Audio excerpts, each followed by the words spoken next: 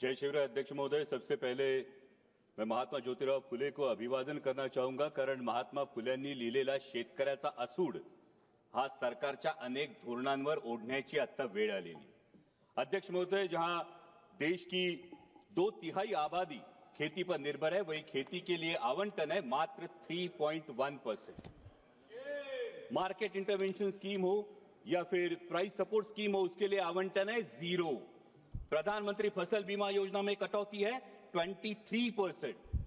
अध्यक्ष महोदय, माननीय प्रधानमंत्री जी ने महाराष्ट्र में आकर किसानों को गारंटी दी थी सोयाबीन को 6,000 रुपए प्रति क्विंटल दाम देने की, लेकिन एमएसपी मिली 4,800 और उसमें भी एमएसपी पर जो खरीद हुई वो खरीद है मात्र 20%। बाकी 80% किसानों को अपना सोयाबीन 3,500 4,000 में बेचना पड़ा, जहां की लागत का खर्चा है 7,000 रुपए प्रति क्विंटल। तो कैसे होगी कि किसान की आय दुगनी और क्या हुई माननीय मोदी जी की गारंटी।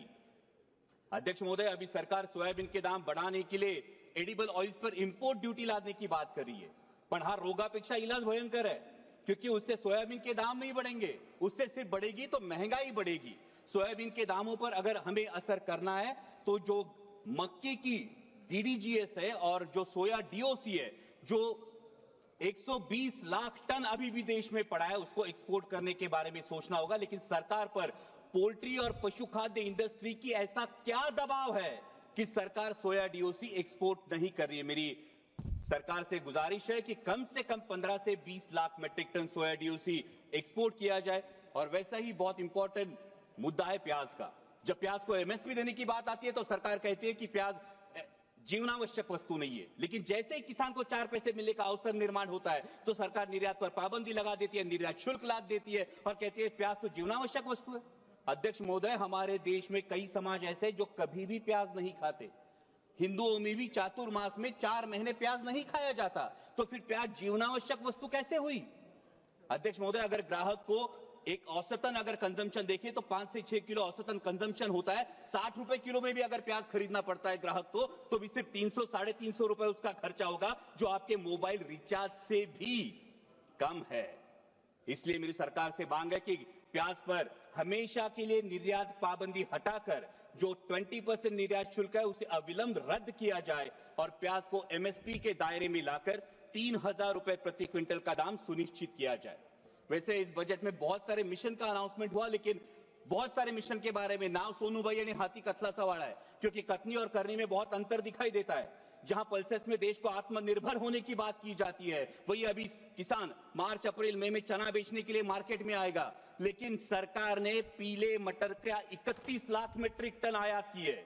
ये पीला मटर खाने के लिए नहीं, बेसन में चने की जगह अडल्ट्रेशन के लिए यूज होता है और चने के दाम गिरा देता है। अभी भी 31 मई तक आपने पीला मटर का जो इंपोर्ट है ये खुली आयात को परमिशन दे दी है।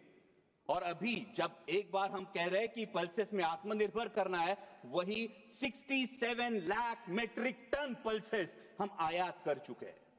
तो हम आयात आत्मनिर्भर किसे करना चाहते हैं, हमारे देश के किसानों को या ऑस्ट्रेलिया, रूस, टर्की, म्यांमार के किसानों को हम आत्मनिर्भर करना चाहते हैं।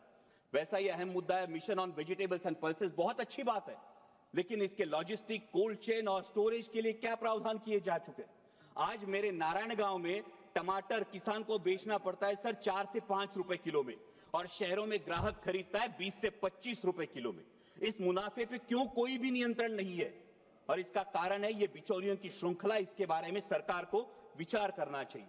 वैसा ही अहम मुद्दा है प्रधानमंत्री फसल बीमा योजना, जो योजना बार बार किसानों के लिए कम और बीमा कंपनियों के लिए ज्यादा फायदेमंद साबित हो रही है। इस साल का प्रीमियम है सर 10,000 करोड़। बीमा कंपनियों को जो प्रीमियम मिला है वो है 10,000 करोड़ का, और नुकसान भरपाई का जो भुगतान है वो है मात्र 680 करोड़, 7% से भी कम।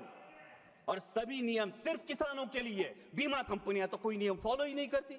इसका मतलब योजना किसानों के लिए, पैसा सरकार का यानी टैक्स पेयर का, और भला हो रहा है बीमा कंपनियों का। इसे मराठी में कहते हैं आंधळ दळतंय आणि कुत्र पीठ खातंय। और एक बहुत अहम मुद्दा है, महाराष्ट्र की महायुति सरकार में सत्ता में आने से पहले किसानों से वादा किया था ऋण माफी का। सरकार के इस आश्वासन की वजह से किसान अब ऋण माफी की तरफ आस लगाए बैठे हैं, और मार्च एंड होने की वजह से बैंक किसानों के पीछे रट लगाई है।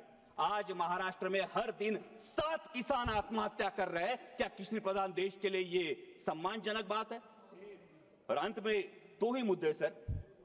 अभी अमेरिका में सत्ता परिवर्तन होने के बाद अमेरिका ने कहा है कि भारत ने अपना एग्रीकल्चर मार्केट अमेरिका के लिए खोलना चाहिए और इससे भारत के किसानों के पे एक बड़ा संकट मंडरा रहा है। लेकिन सरकार ने अभी तक इसमें कोई स्पष्टता नहीं दी है, क्योंकि अमेरिका का किसान सोयाबीन का जो उत्पादन लेता है अध्यक्ष महोदय, वो 30 लाख क्विंटल पर हेक्टर लेता है, लेकिन हमारे देश का किसान सिर्फ 10 लाख क्विंटल पर हेक्टर लेता है। क्योंकि अमेरिका के किसान को जेनेटिकली मॉडिफाइड जीएम वैरायटी लगाने का अधिकार है, हमारे किसान को नहीं।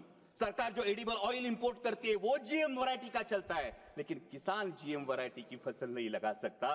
तो कैसे होगा? जहां अमेरिका अपने किसान को सक्षम कर रही है, वही हमारे विश्व गुरु देश का किसान अभी भी एमएसपी के लिए जूझ रहा है। सर, प्रधानमंत्री जी ने एक बहुत प्यारी बात कही महाकुंभ के बारे में वक्तव्य देते वक्त। उन्होंने कहा कि नदी उत्सव मनाना चाहिए, लेकिन ये नदी उत्सव नदियों का खोलीकरण, रुंदीकरण और पुनरुज्जीवन होगा, तभी असली नदी उत्सव होगा। सर, महाराष्ट्र में कैलाश नागरे जैसा एक युवा प्रगतिशील किसान अगर खेतों को पानी नहीं इसलिए खुदकुशी करता है, तो क्या ये हमारे पॉलिसी पे तमाचा नहीं है? सर, आज हर कोई बहुत सारी चीजें खोदने की बात हो रही है, लेकिन डैमों में जो मिट्टी जमा हुई है सर, 30 से 40% कैपेसिटी हर किसी डैम की कम हुई है। शायद उत्तर भारत में इसका प्रमाण और ज्यादा होगा, लेकिन इसकी मिट्टी खोदने का कोई प्रावधान अब तक किया नहीं। अंत में इतना ही कहूंगा सर, मैं सरकार से गुजारिश करता हूं कि हमारे देश को, किसान को पर्याप्त पानी, अच्छी क्वालिटी का बीज, उत्पाद को सही दाम और इंटरनेशनल मार्केट में compete करने के लिए फ्री हैंड दीजिए। वो सरकार के कथित 17 रुपए दिन के सम्मान का मोहताज नहीं। और जाते जाते इतना ही कहूंगा, मस्जिद के नीचे तुम मंदिर क्यों ढूंढते हो? मस्जिद के नीचे तुम मंदिर क्यों ढूंढते हो? भविष्य की ओर देखो, तुम इतिहास पर क्यों लड़ते हो? ठीक है, धन्यवाद। वो लड़ाएंगे भड़काएंगे, वो लड़ाएंगे भड़काएंगे, लेकिन राष्ट्रहित का रुख तू कर, किसानों के हित में हमेशा इंसानियत की बात तू कर, इंसानियत बात तू कर।